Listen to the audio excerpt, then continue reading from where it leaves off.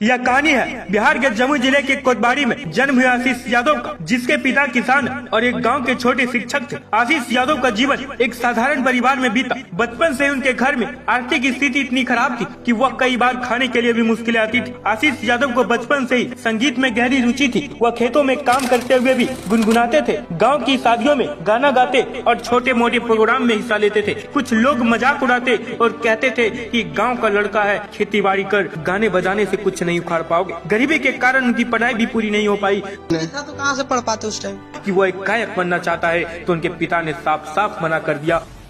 पापा नहीं चाहते थे कि हम इस लाइन में जाएं।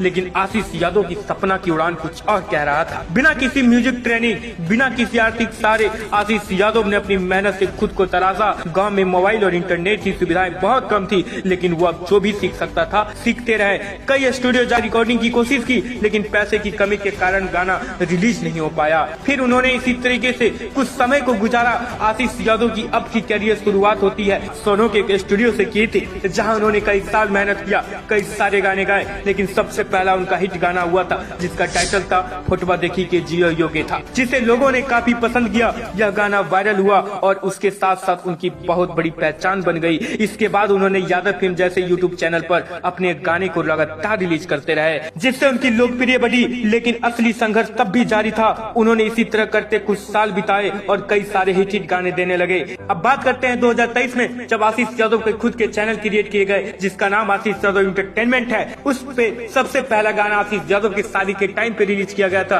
जिसका नाम था अब नए बचबो मोगी बिना। यह गाना बहुत वायरल हुआ और बहुत समय में उनकी एक और पहचान बन गई। फिर एक दिन इनका गाना छोड़ा चुप चुप अचानक वायरल हो गया। लोग उनकी आवाज को पसंद करने लगे और देखते ही देखते वह सोशल मीडिया पर चर्चा का विषय बन गए। इनके बाद उन्होंने ड्राइवर बतार, रजैया के रूपवा लागो हो जानमार और हरदिया रे जैसे कई हिट गाने दिए। लोग उनके संघर्ष और मेहनत को देखकर प्रेरित होने लगे।